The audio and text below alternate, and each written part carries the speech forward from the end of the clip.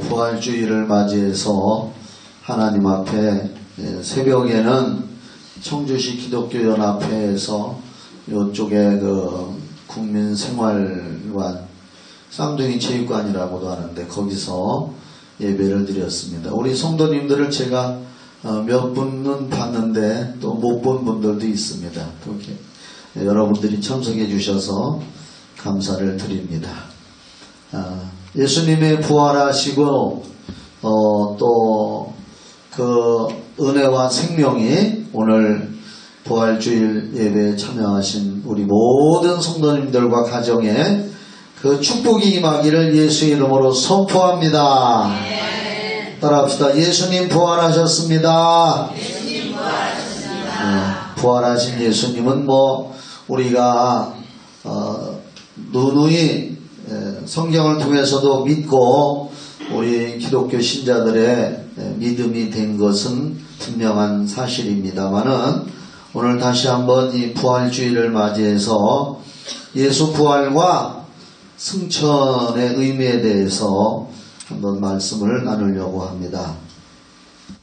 여러분들 다시 한번 묻지만은 예수님 부활하신 거 확실히 믿으시죠?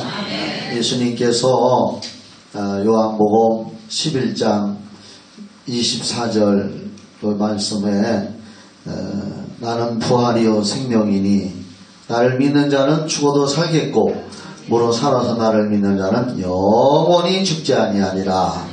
그리고 제자들에게 이것을 믿느냐 이렇게 질문하셨습니다. 여러분들 이것을 믿으시죠?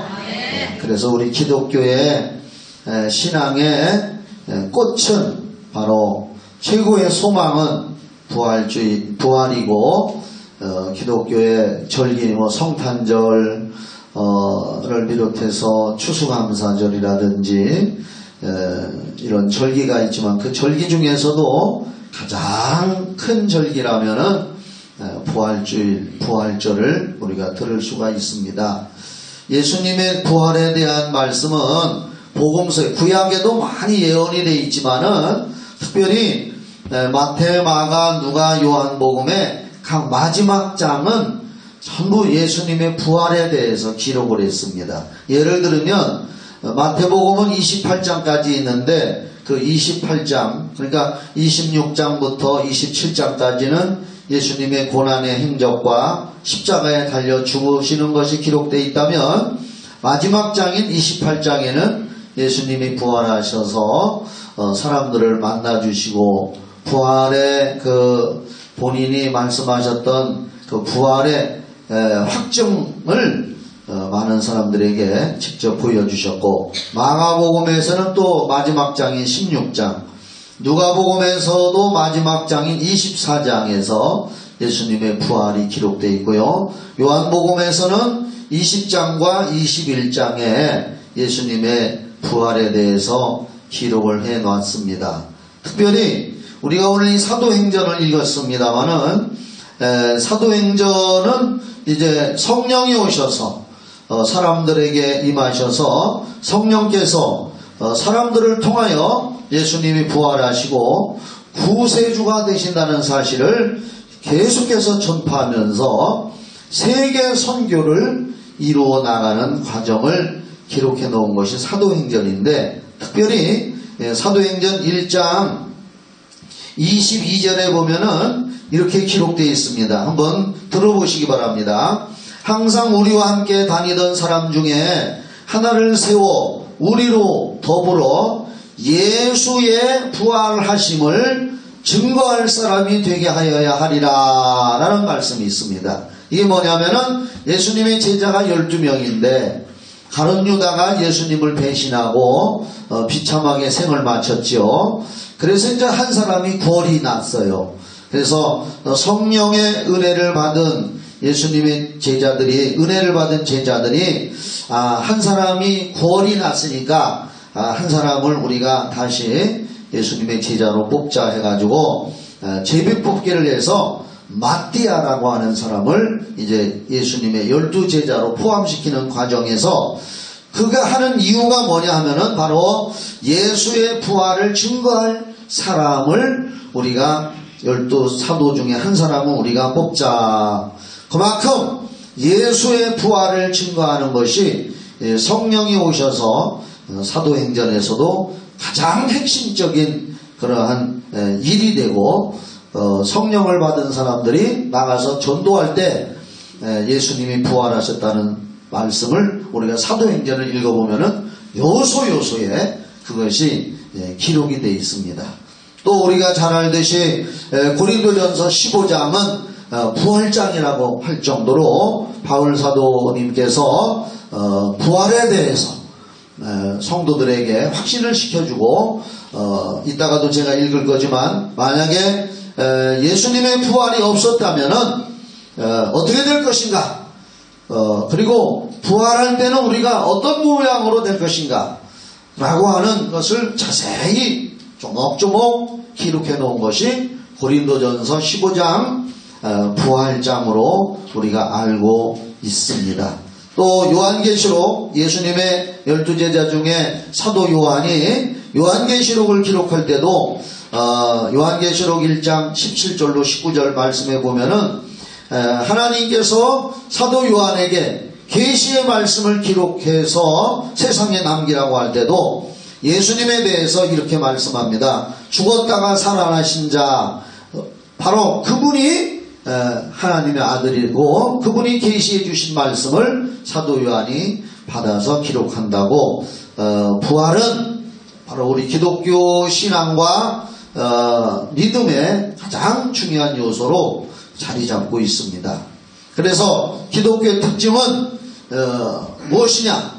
제가 가만히 이 부활주일날 생각을 해보니까 이 기독교라고 하는 이 생명, 우리 종교라고 말하면 뭐 여러 종교 속에 포함을 시키지만은 우리 기독교는 구태여 종교라고 말할 수 없고 생명입니다. 생명의 도, 생명의 도요.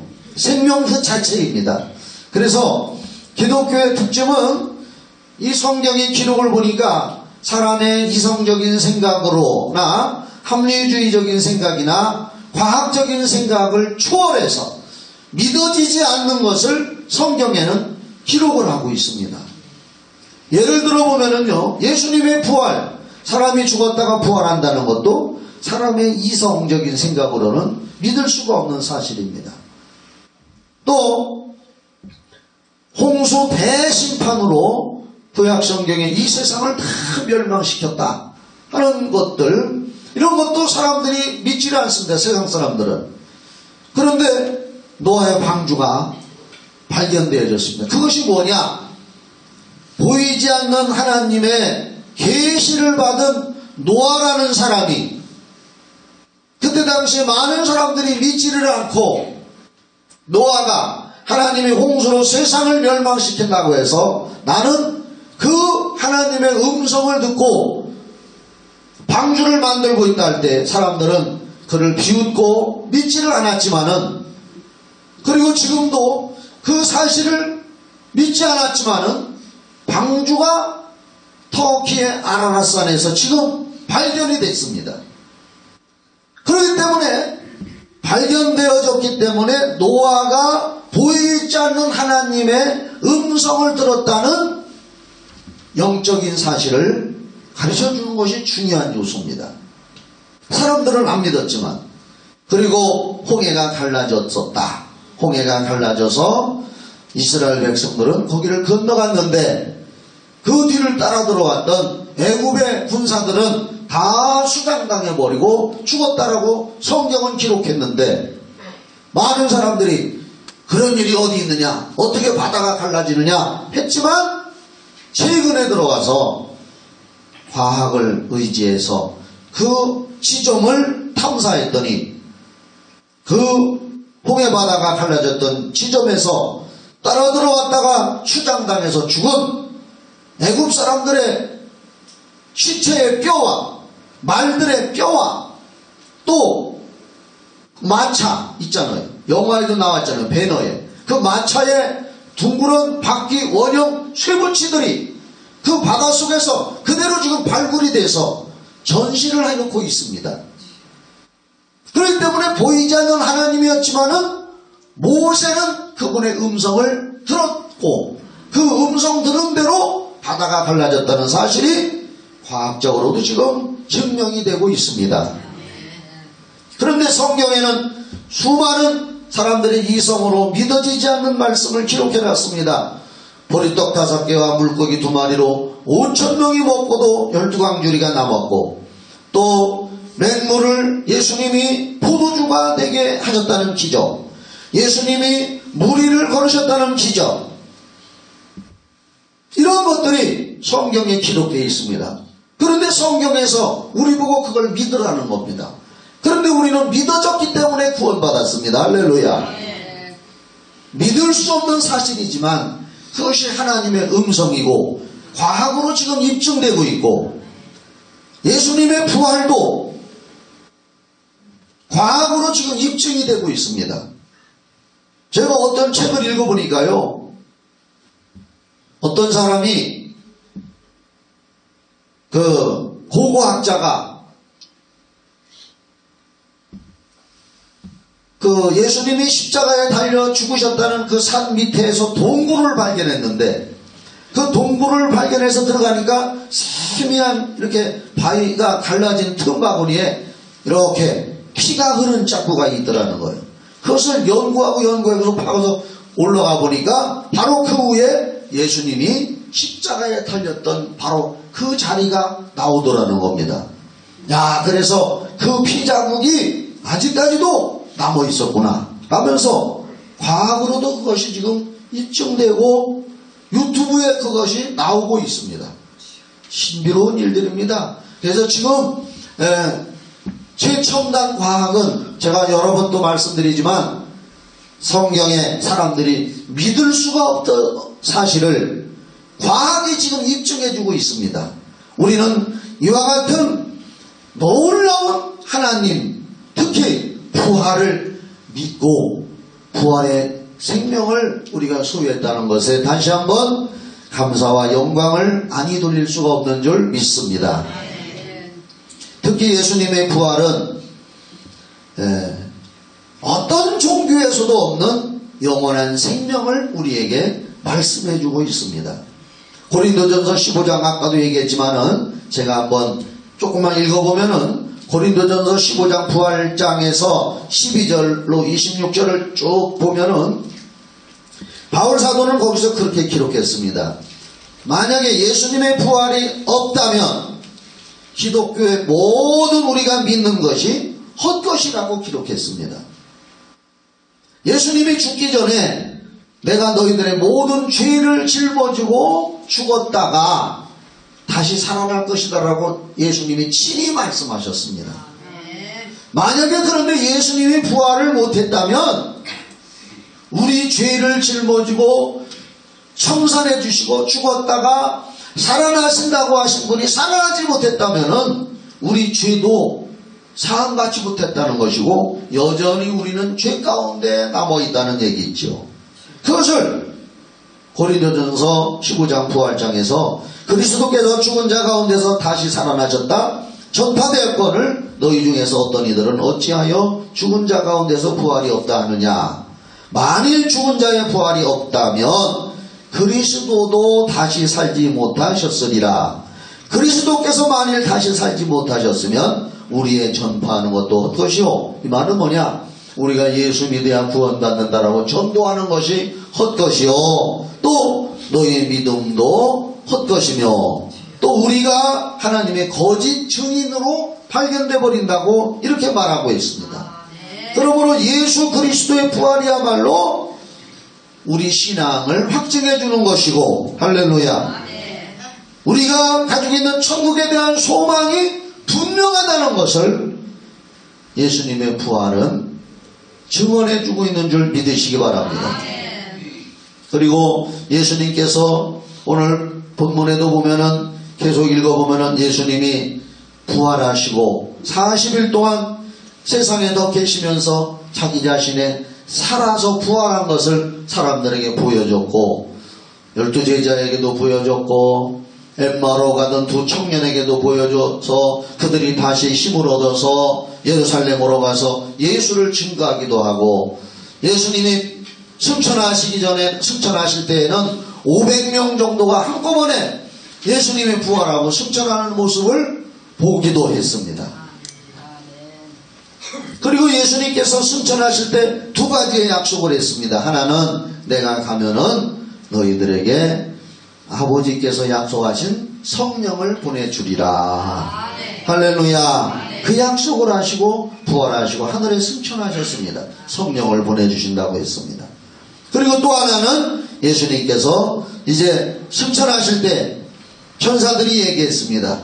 어째서 하늘을 우러러보느냐? 이 예수는 하늘로 가심을 본 그대로 오시리라. 이렇게 말씀했습니다.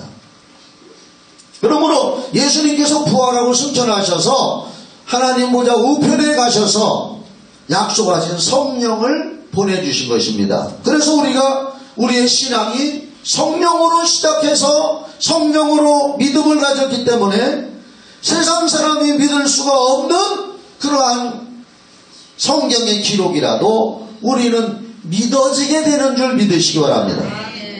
믿어진다는 게 감사한 일입니다.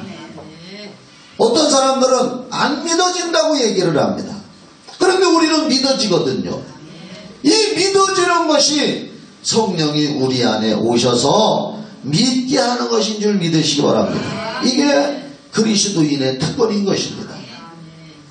예수님이 부활하시고 승천하셔서 약속하신 성령을 보내주셔서 우리를 성령으로 거듭나게 했기 때문에 세상의 이성으로나 합리주의적인 생각으로는 도저히 믿어지지 않는 것을 우리는 믿고 감사하고 영광을 돌리는 줄 믿습니다. 세상 사람들이 처녀가 애 낳는다는 사실을 믿습니까?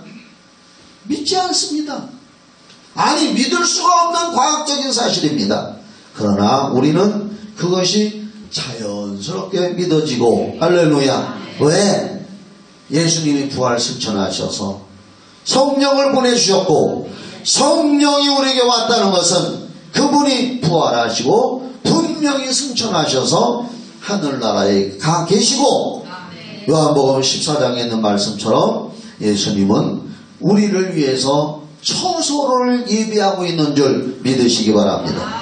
처소를 예비할 뿐만 아니라 예수님은 이제 하나님 보좌 우편에서 우리를 위해서 친히 간구하며 중보의 기도를 드리시는 줄 믿으시기 바랍니다.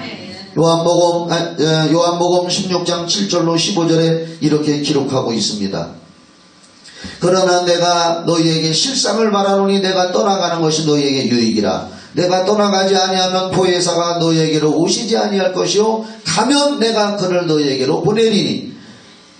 바로 예수님이 승천하셔서 부활하신 다음에 하늘에 승천했기 때문에 약속하신 성령을 우리에게 보내준다고 말씀하셨던 것이 실제로 우리에게 성령이 오셔서 그것을 확증하고 입증한다는 사실을 믿으시기 바랍니다.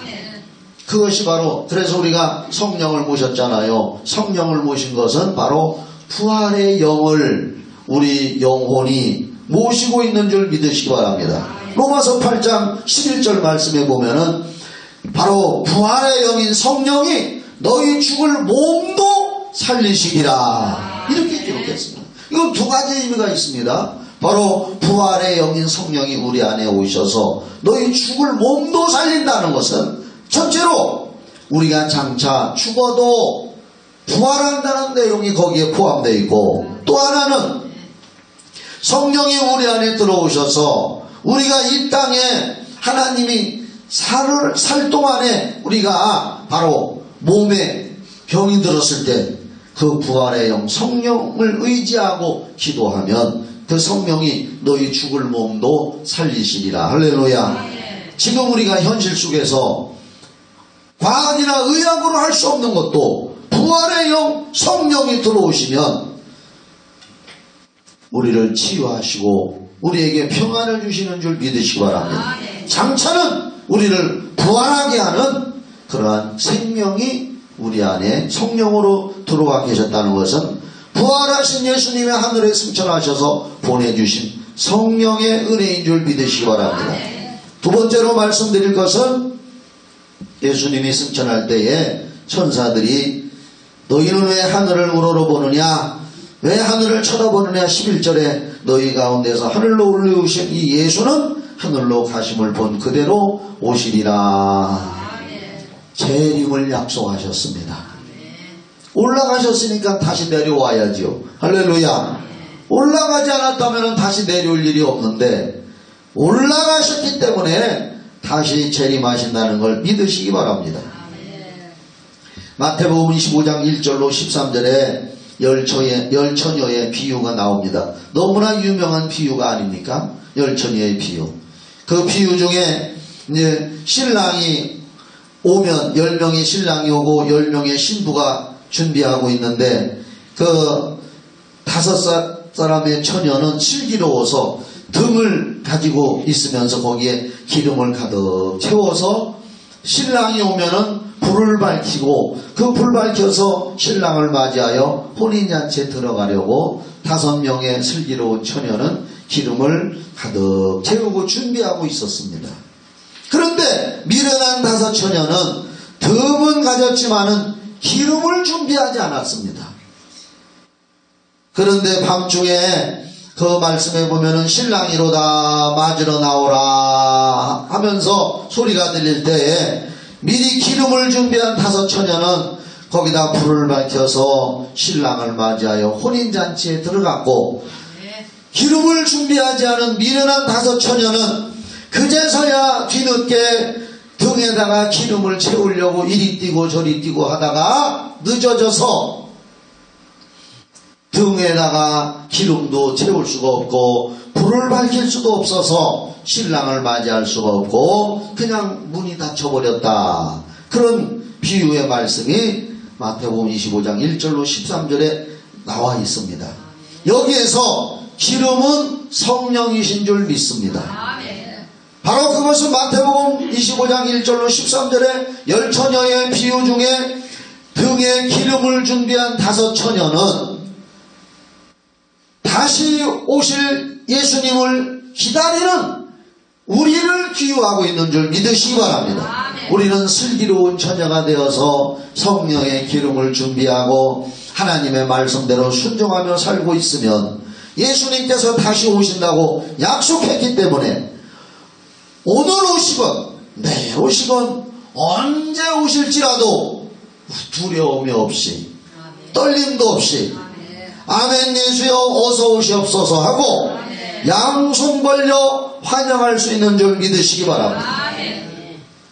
그래서 우리의 신앙은 이제 예수님이 부활 승천하신 것은 다시 오신다고 약속했기 때문에 지금의 우리의 신앙은 다시 오실 예수님을 고대하고 기다리며 그분 앞에 정결하고 거룩한 신부로 그분을 맞이하기 위한 성도의 길을 가고 있다는 것인 줄 저와 여러분은 분명히 믿으시기를 주님의 이름으로 축원합니다. 그래서 우리가 신앙생활하는 이 자체는 신부, 거룩한 신부 단장하는 겁니다.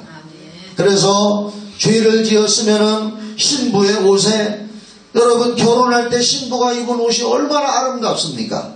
그 예식장에 신부 입장에서 갈 때 전부 다 이쁘게 보이잖아요.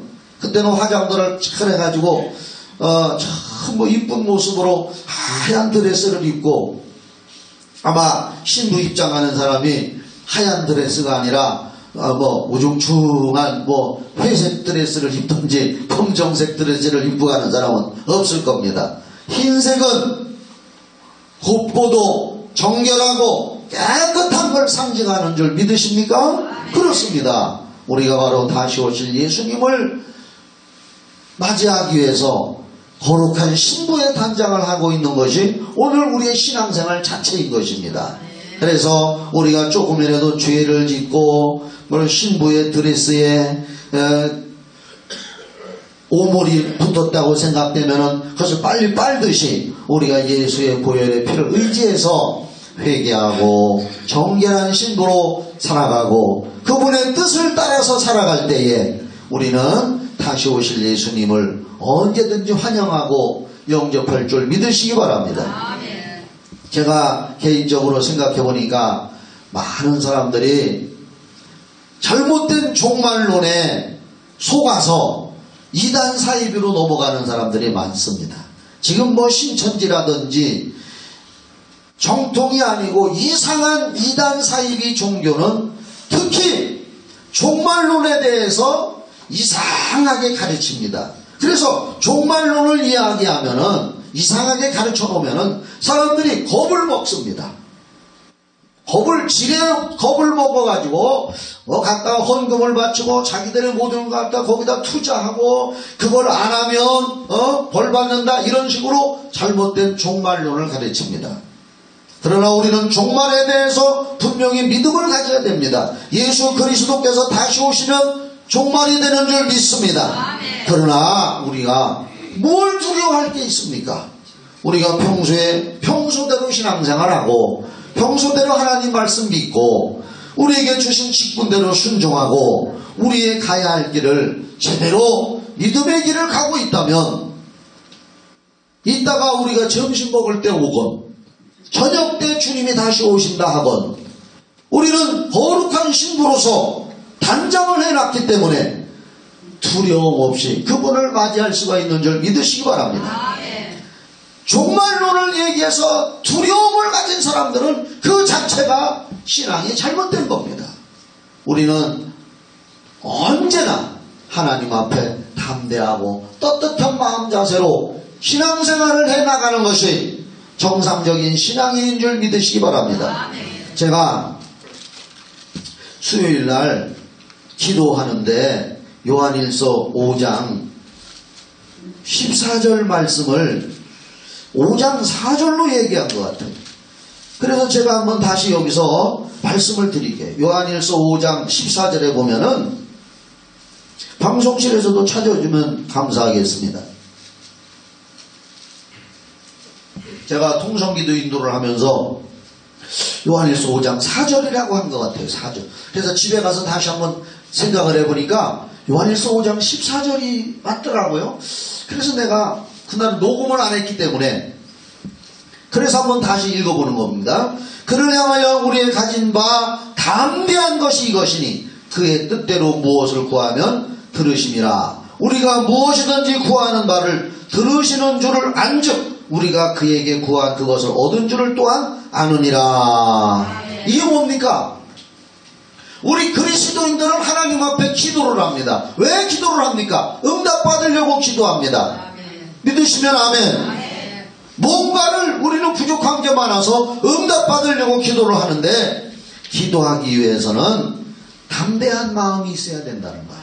그럼 여기서 담대한 마음이라는 건 뭡니까? 그분 앞에 나 자신이 떳떳이 공개되어지고 그분 앞에 섰을 때 장차건 지금이건 그분 앞에 내 심령을 보여드렸을 때에 떳떳하게 설 수 있는 것이 담대함인 줄 믿으시기 바랍니다.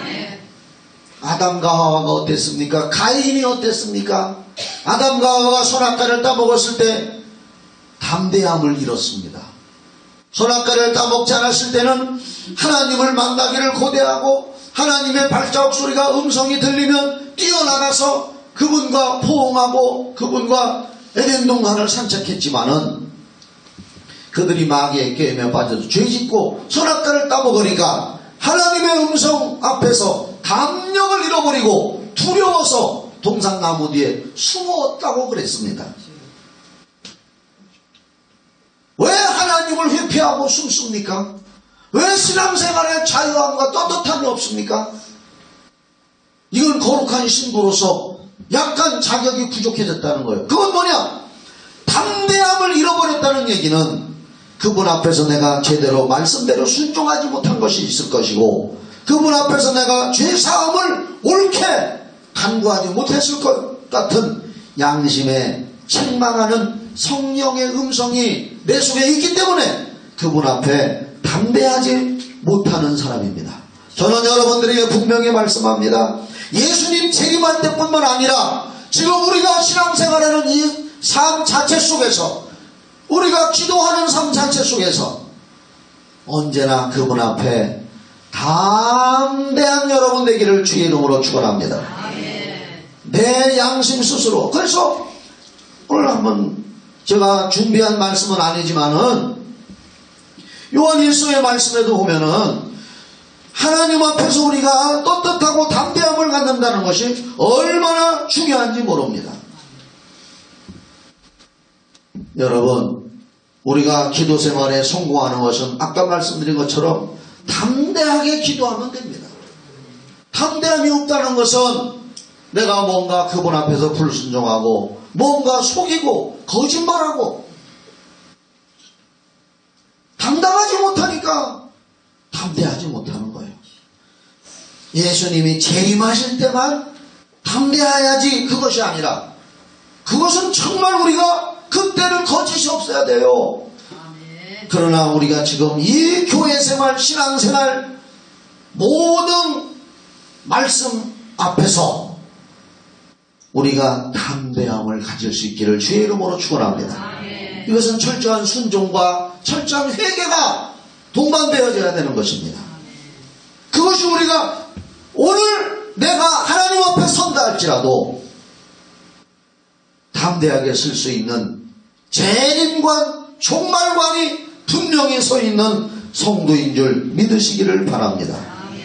그래서 우리는 슬기로운 다섯 처녀처럼 담대함을 가지고 성령의 기름 부음을 항상 충만히 받아서 그분 앞에 떳떳이 쓰고 날마다 응답받고 기쁨의 신앙생활을 할 수 있기를 예수의 이름으로 축원합니다. 교회 올 때 우리는 기쁨으로 와야 됩니다. 담대하게. 그러나 담대함이 없고 꺼리낌이 있다면 기쁨을 놓쳐버립니다. 오늘 이 말씀을 들으면서 예수님의 부활은 오늘 우리의 신앙이 다시 한번 새롭게 부활되어지고 우리의 심령이 새롭게 부활되어지고 우리가 장차 재림신앙관 앞에서 내 자신이 지금 현재 담대함을 갖기를 원하시는 줄 믿으시기 바랍니다. 예수님의 부활은 오늘 우리의 믿음을 입증해 주셨고 우리가 가진 믿음을 입증해 주셨고 예수님의 부활은 성령을 보내주심을 경험하게 해주셨고 예수님의 부활 승천은 예수님의 재림을 담대하게 기다리면서 그분 앞에 충성하고 헌신을 다하는 올바른 거룩한 신부로서 살아가게 하시는 줄 믿으시기를 주의 이름으로 축원합니다. 이러한 신앙이 될 때에 여러분의 가족들, 아직까지 안 믿는 불쌍한 영혼들, 여러분의 자녀, 친구, 이웃들의 영혼이 여러분을 통해서 주님 앞으로 한 사람 한 사람 돌아올 줄 믿습니다. 부활의 신앙으로 승리하고 복받고 거룩해지는 여러분 되기를 예수의 이름으로 축원합니다. 기도드리겠습니다. 사랑의 하나님 아버지 감사합니다. 예수님의 부활 때문에 우리는 성령을 모셨고 예수님의 부활 승천 때문에 우리는 재림신앙으로 그분 앞에 담대히 떳떳하게 나갈 수 있는 길이 열린 줄 믿습니다. 오늘 부활이 하나의 단념으로만 지나는 것이 아니라 우리의 삶이 변화되고 우리의 신앙이 변화되어지는 놀라운 계기가 되게 하여 주시옵소서. 예수님의 이름으로 기도하옵나이다. 아멘.